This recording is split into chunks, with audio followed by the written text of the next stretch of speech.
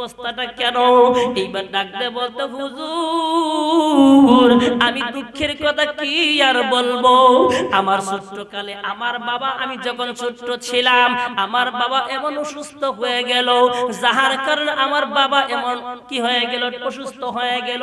আমার বাবার কোনো টাকা পয়সা পর্যন্ত ছিল না, আমরা গরিব মানুষ ছিলাম। ওই জঙ্গল থেকে কাঠ কাটিয়া আমার বাবা বিক্রি করতো, বাজারে বিক্রি করিয়া কোনো রকম ভাবে সংসারটা পর্যন্ত চালাইতো। ও হুজুর, এইভাবে আমার বাবা সংসারটা পর্যন্ত পরিচালনা পর্যন্ত করেছে। হঠাৎ করে একদিন দেখলাম আমার বাবা দুনিয়া থেকে বিদায় হয়ে যায়। ইতিমধ্যে তখন আমার মা সংসারটাকে চালানোর জন্য ওই জঙ্গল থেকে কাঠ কাটিয়ে নিয়ে আসে, আবার বিক্রি করার জন্য বাজারে চলে যায়। এইভাবে সংসারটা চালাইতেছে। আস্তে আস্তে হুজুর গো আমি বড় হতে লাগলাম। যখন বেশ আমি বড় হয়ে গেলাম, তখন একদিন আমার মাকে ডাকতে বললাম, মা, ও মা, এখন আর তোমার কি করতে হবে না গো মা। আজকে থেকে তোমার ওই লাকড়িগুলো কাটতে হবে না, ওই ময়দানে যাইতে হবে না, ওই জমিনে যাইতে হবে না, জঙ্গলে যাইতে হবে না। আর মানুষগুলো বলা বলি করতো, হে আল্লাহর বান্দি, তোমার সন্তানটা তো ছোট্ট সন্তান, এই সন্তানটাকে রাখিয়া তুমি দ্বিতীয় স্বামী গ্রহণ করো। এইবার তখন বলতো, হুজুর আমার মা কেমন মানুষ, আমার মা আমাকে কত ভালোবাসতো, সন্তানটাকে মা কত ভালোবাসে বাবা দেখে লক্ষ্য করেন ভাই। তখন বলতো, এই পাড়া প্রতিবেশী মহিলারা ডাকতে বলতো, মারে তোমার তো এখন বয়স আছে, তোমার ছোট্ট বাচ্চাটাকে রাখিয়া দ্বিতীয় স্বামী গ্রহণ করো না। না, আমি যে দ্বিতীয় স্বামী গ্রহণ করব, এই সন্তানটা কার দিকে তাকাইবে, কার দিকে তাকাইয়া মা মা বলে ডাক দিবে, কিন্তু আমি পারবো না, আমি এই কাজটা করতে পারবো না, আমার পক্ষে সম্ভব হবে না। কারণ হইল আমি মা এই সন্তানটাকে গর্ভে রেখেছি, এই সন্তানটাকে দীর্ঘ 2টা বছর দুধ পান করাইছি। বলেন মারহাবা। কয় বছর? জোরে বলেন। 2 বছর দুধ পান করাইছে বাবা, এই 2 বছর দুধ পান করাইছে।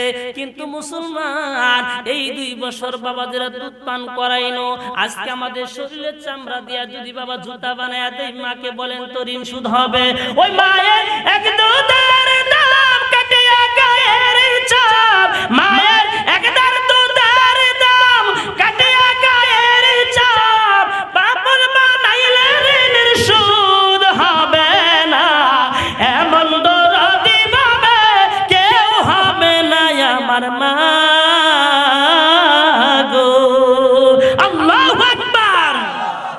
ও মুসলমান বাবাজিরা আমার, আপনার শরীর চামড়া দিয়া যদি জুতা বানাইয়া দেন, শুধু তাই নয়, এ মুসলমান আপনি আপনার বৃদ্ধ মাকে, আপনার বৃদ্ধ বাবাকে কাঁধে করে ভর করে সারাদিন 24টা ঘন্টা পর্যন্ত ঘুরলেন, মৃত্যুর আগ পর্যন্ত ঘুরলেন, কিন্তু বলেন তো মার 1 ফুটা দুধের দাম আমার ঋণ সুদ হবে?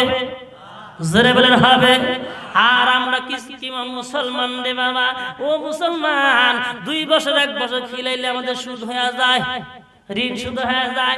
মা এখন ভালো দেখা যায় না, মা বৃদ্ধা হয়ে গেছে, বাবা বৃদ্ধা হয়ে গেছে, মার চোখ দেখে তোর পড়ে, বাবার চোখ দেখে তোর পড়ে। এমন মানুষ আছে, ও বিবি তুমি যদি আমার কি করো, আমার মায়ের তুমি পোশাক পায়খানা যদি কি করো, পোশাক পায়খানা পরিষ্কার করো, তাহলে আমি তোমার হাতের রান্না পর্যন্ত খাবো না। এরকম সন্তান আছে না? জোরে বলে আছে না নাই? এ মুসলমান, দুঃখের সাথে বলতে হয়, আপনার মা যদি বৃদ্ধাও যদি থাকে,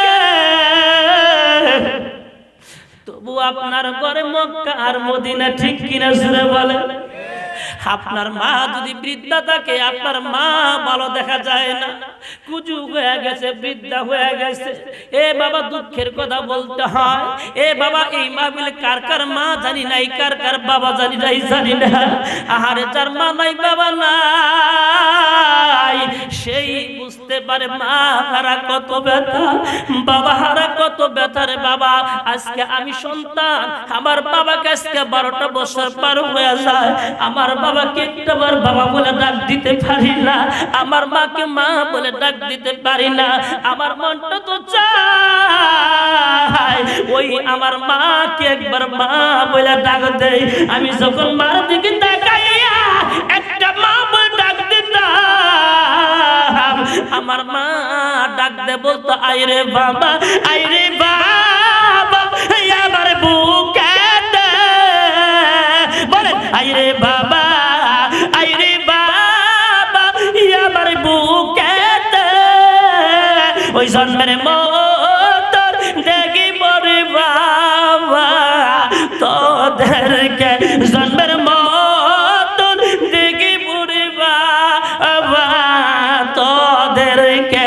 আব্বা আম্মা শুইছে যার কবরে,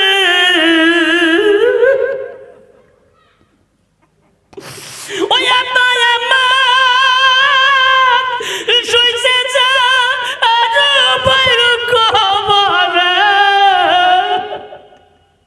ওই যে তো কবর মানুষ নাই রে বাবা এই ভাবে, ওই যে দুঃখ বলার মানুষ নাই গো মা এই ভাবে। কাদায় না, ওই যে কাদায় না, জনম দুঃখী মায়ের, মায়ের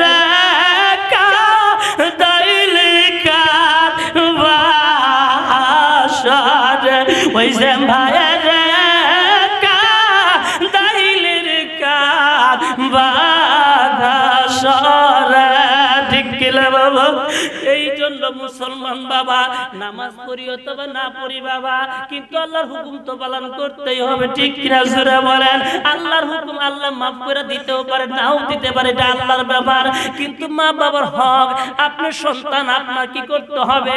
যখন সন্তানের বাবা বৃদ্ধ হয়ে যায়, মা যখন বৃদ্ধ হয়ে যায়, আপনার ঘরে আসে, আপনি তখন মা যেরকম ছোট্ট কালে আপনাকে আদর সোহাগ করে লালন পালন করেছে, ছোট্ট কালে যখন নাকি ও বুকের মধ্যে লইয়া ঘুমাইতো, ঠান্ডার মধ্যে যখন নাকি সন্তানটাকে লইয়া ঘুমাইতো, যখন সন্তানটা কাশি শুরু করে দিত, জ্বর আসতো, পাতলা পায়খানা শুরু হয়ে যাইতো, কিন্তু দুনিয়ার সমস্ত মানুষ ঘুমিয়ে গেছে, কিন্তু আমার গর্ভধারিণী মা আর ঘুমাই নাই।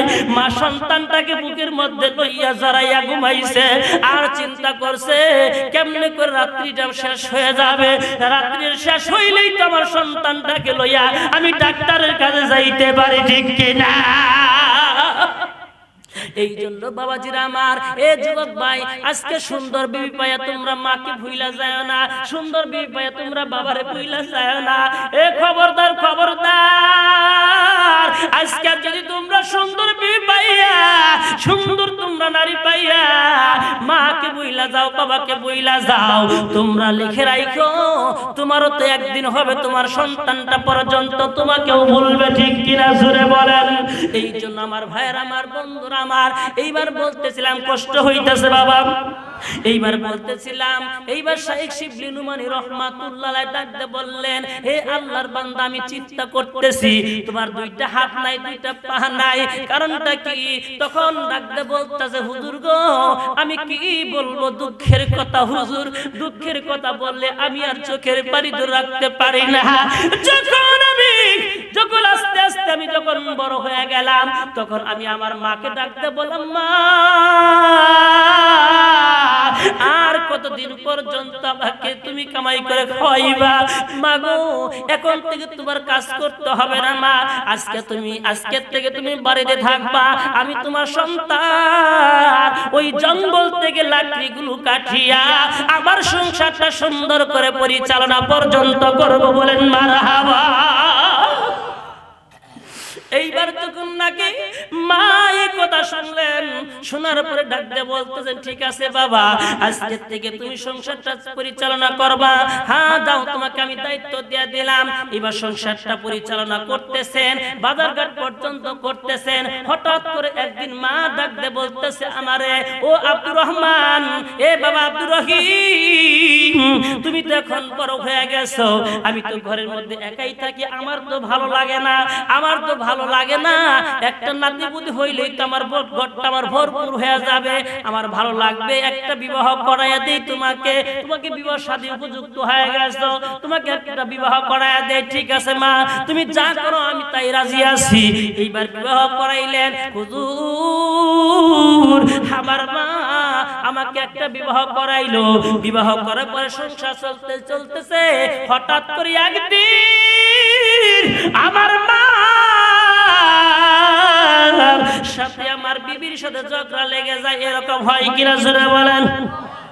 এইবার নাকি শাইখ শিবলি নুমানি রাহমাতুল্লাহ আলাইহি ডাকতে বললেন, হুজুর আমার বিবিকে ডাকতে বললাম, এ প্রাণের বিবি, আজকে আমার আসতে একটু লেট হয়ে যাবে, দেরি হয়ে যাবে। যদি দেরি হয়ে যায়, রান্না বান্না করিয়া সুন্দর করিয়া আমার ওই গন্তব্যস্থান পর্যন্ত তুমি দিয়ে আসবা। এইবার কিন্তু তখন কি করলেন না, রান্না বান্না পর্যন্ত বন্ধ করে দিলেন। হঠাৎ করে যখন নাকি বিবির সাথে তার শাশুড়ির সাথে ঝগড়া শুরু হয়ে গেছে, যার কারণে রান্না বান্না পর্যন্ত বন্ধ হয়ে গেল। এইবার যখন নাকি হুজুর আমি আইসা দেখতে বললাম, প্রাণের বিবি কেন এখন পর্যন্ত রান্না বান্না করে আমার পর্যন্ত কেন নিয়ে যাও নাই? তখন ডাকতে বলতেছে, তোমার ঘরে আমি থাকতে চাই না, তোমার সংসার করতে চাই না। এই ধরনের যুবক আছে না নাই? এই ধরনের মহিলা আছে না নাই? জোরে বলেন আছে না নাই? মাও যদি পাগল থাকে, বাবা যদি পাগল থাকে, কোনো কিছুই বুঝে না, তাও তো মা, ঠিক কিনা?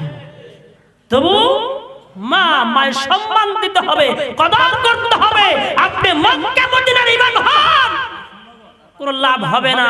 আপনি যদি মার কলিজায় যদি আঘাত দেন, আপনার কথার দ্বারা শব্দ করেছে, এই শব্দ করার কারণে আপনার সমস্ত আমল, সমস্ত ইবাদত বন্দেগী বিফলে চলে যাবে। ঠিক কিনা জোরে বলেন।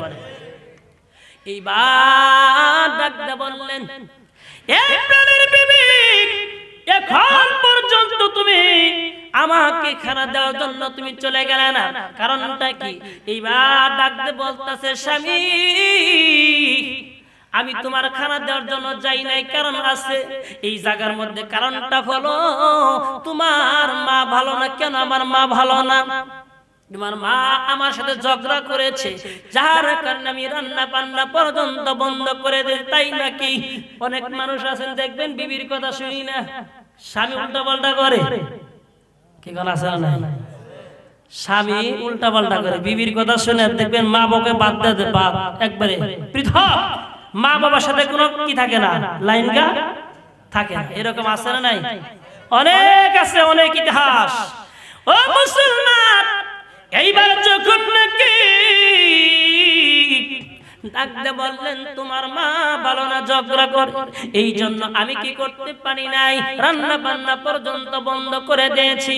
আমি তোমার সংসার করব না, আমি তোমার কাছে থাকব না, আমাকে তুমি তালাক দিয়ে দাও।